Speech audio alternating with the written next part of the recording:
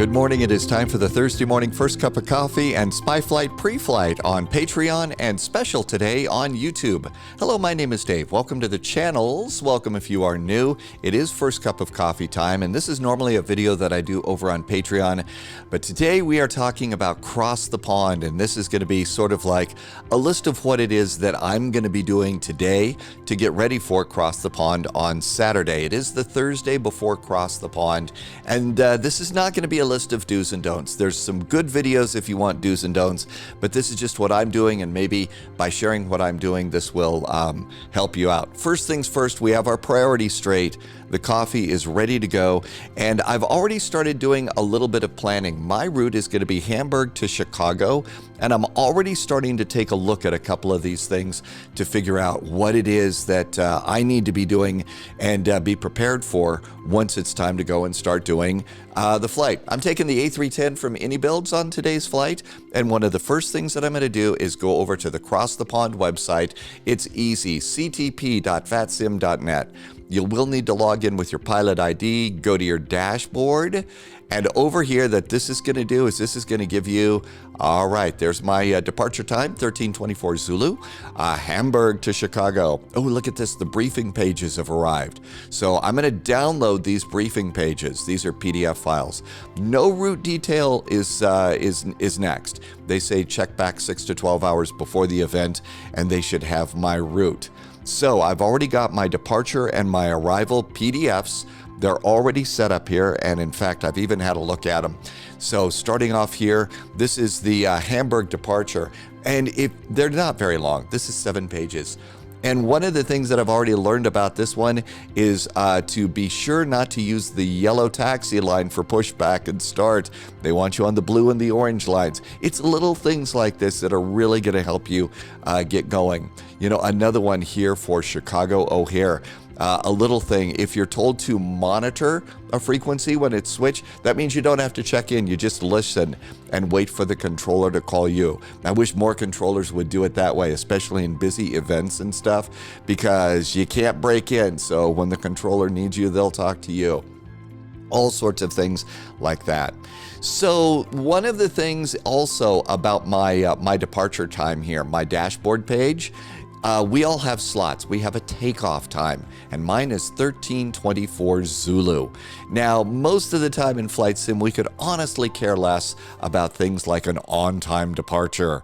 But the thing is about these kinds of events is there's so many pilots that your on-time departure really matters. How can you plan ahead?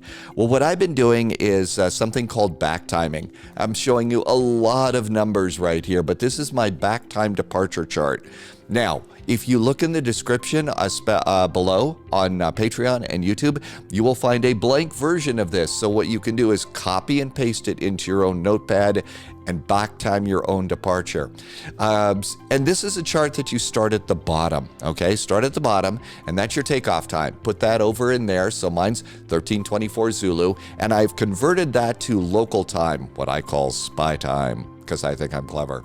But 7:24 a.m. is what my local time is. So I not only have Zulu time for the flight sim, but I also have time to know when I need to start making my coffee and stuff, okay? So for your first time, the first time you need to hit is 10 minutes before, and that is when you need to be ready for push and start. So if my takeoff time is 13:24 Zulu, 13:14 is my time that I need to call in and say ready for push and start. Now, some airports want you to be ready for push and start 20 minutes. That's one of the things you find from that departure briefing. Close the doors. That is 10 minutes before ready for push and start. So subtract another 10 minutes. That's when you should be closing your doors, disconnecting ground power, pulling that jetway back, and getting your pushback cart ready to go. Look, I love GSX right now too, but for me, GSX will put me on that yellow taxi line. It does it every time. So what I'll be using is something called Pushback Helper. It's free at flightsim.to. It is a great pushback engine, and it's something that I can control and put myself right where ATC wants me to be. So that's what I'll be using for that.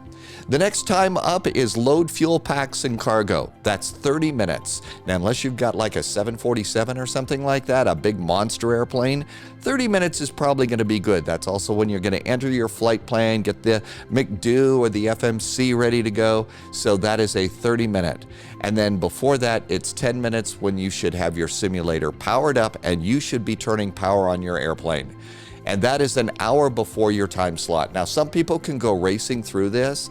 I've kind of found that if I do it, if I follow this schedule, I am ready and I taxi, take off, and I am on time. And then the next 9 hours are going to be spent sitting there. So again, I've put that in the description. If this is something that appeals to you, you can copy and paste this into your own notepad and it should work for you pretty good. Okay, more stuff. What's the next thing I'm going to do? Well, I've come over here and I've actually run my flight plan through SimBrief. So I've even put in my takeoff time. Now, chances are the runways could change a little bit. And one of the things that it's told me is I've boarded a bunch of extra fuel here. So you can see my cargo is going to be limited today, my maximum takeoff weight, because I boarded an hour of extra fuel and a half an hour of extra taxi time. I think that that is an absolute minimum. You need to be ready for holds. You need to be ready for all that stuff. So I've got an hour and 30 minutes, 90 minutes of extra fuel. The other thing that I've gone and done is I took a look at some of the weather here, just to have a general look and see what the weather's like in Hamburg right now. Winds 240 at 15, a few clouds here and there, the forecast looking pretty good, just to start getting a little bit of situational awareness in my head about what it is that I would expect to do. And so this is it. I've also gone and run a copy of the flight plan as a PDF, and I've saved a copy of this to my desktop. Now I'm going to run it again the morning of the flight because that's going to have current weather. But this also lets me know that I'm going to be doing step climbs. So I'm going to plan on 360, but try and step climb out a little bit here so that I can keep the fuel flowing, because that's a thing that you have to worry about. So I've run a flight plan. I'm also going to go over and favorite two websites. One of them is Gander Oceanic. This is a Gander Oceanic clearance generator.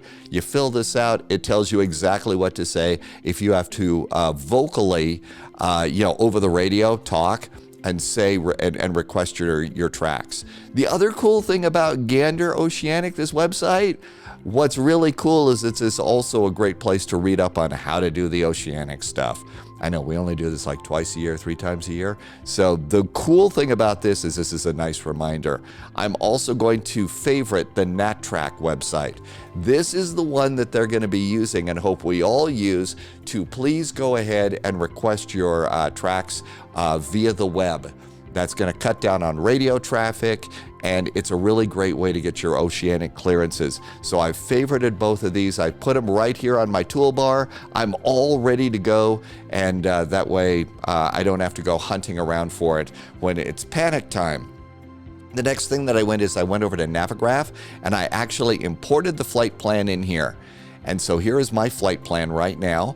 I'm going to go and just take a quick look. Here is that blue line. There's the orange line. The middle line is the yellow line. Ooh, that's the one they want me to stay away from. And chances are at your airport, there's going to be something like that too. Right now, the flight plan that I've got, I believe, has us departing off of runway 15. So I'm just going to have a look at the runway, at the taxiways. Ooh, here's a little scary thing. As you taxi over here, you better make that right turn, otherwise you're going to taxi onto that high speed. That could be a problem. Don't want to do that.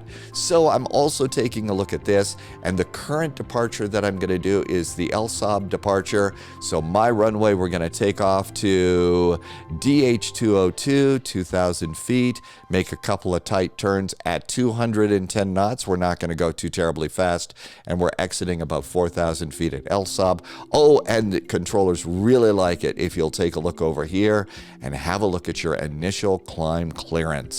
5,000 feet for me, it's going to be different for you. I'm also going to look at my approach. Now, here's the thing about Chicago.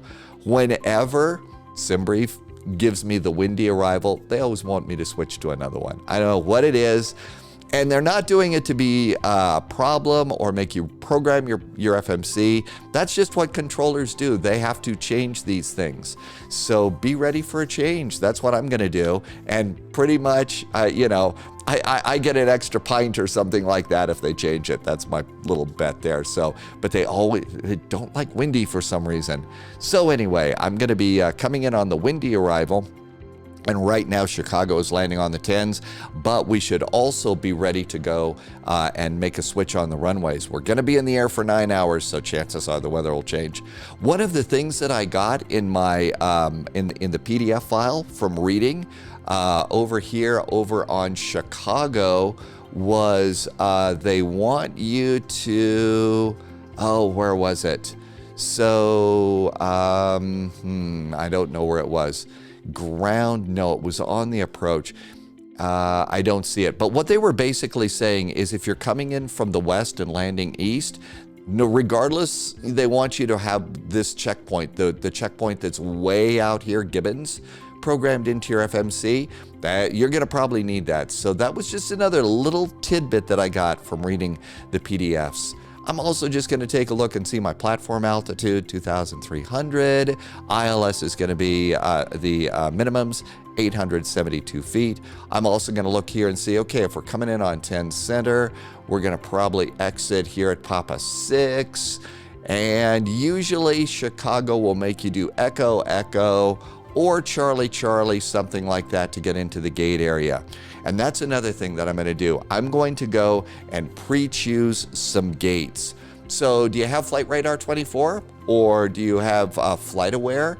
Go and take a look at the real world airport and see where a real world airline might be departing and arriving on the flight that you're going to do. That's a great place to go and pre-select a couple of gates.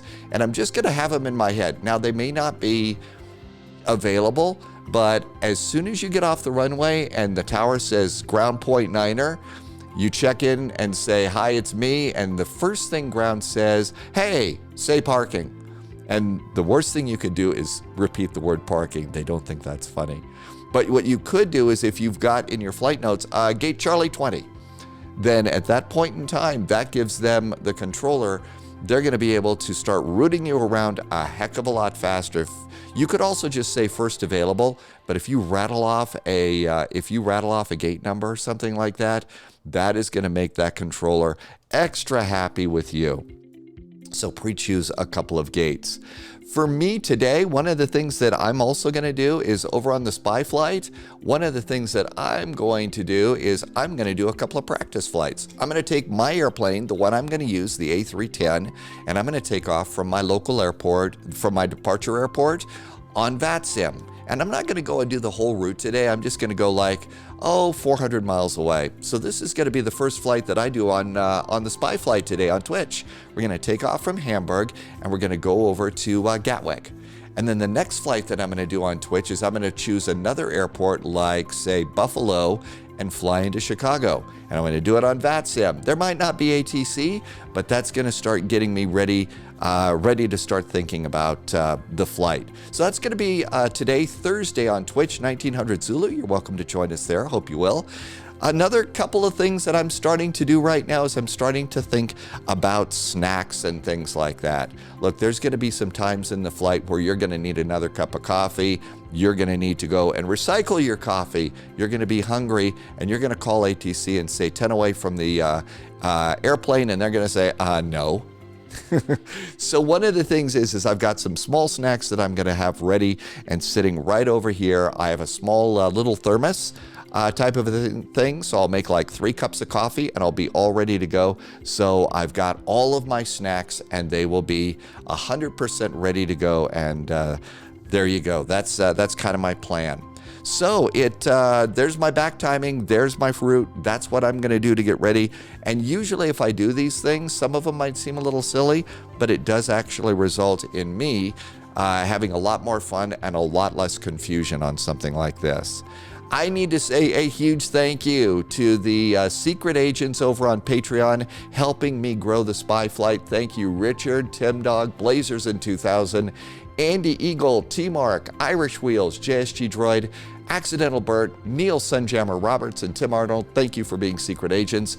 The special agents are Low Viz, Brandon, Wolfies, Jeff, Noodles, Ozdave, T-Boss, Prodigy, Ryan, XWD Arrow, Tyflops, Sebastian, and Martel. Thank you for being special agents, and a double thank you for the double O's. B. Kaiser, Trastus, Mikey Silver, Michael Jolly Gorham, thank you for the incredible support and helping me grow the Spy Flight on Twitch, and also here on YouTube, and also here on Patreon. I hope that some of this helped. It generally helps me have a little more fun on Cross the Pond Day. And I will look forward to seeing you over on Patreon if you can join us. I will also look forward to seeing you on Twitch, and I will look forward to seeing you in the friendly sim skies over on Cross the Pond Day. It's going to be fun. See you on Twitch, 1900 Zulu. Stay healthy, stay safe, and thanks for watching.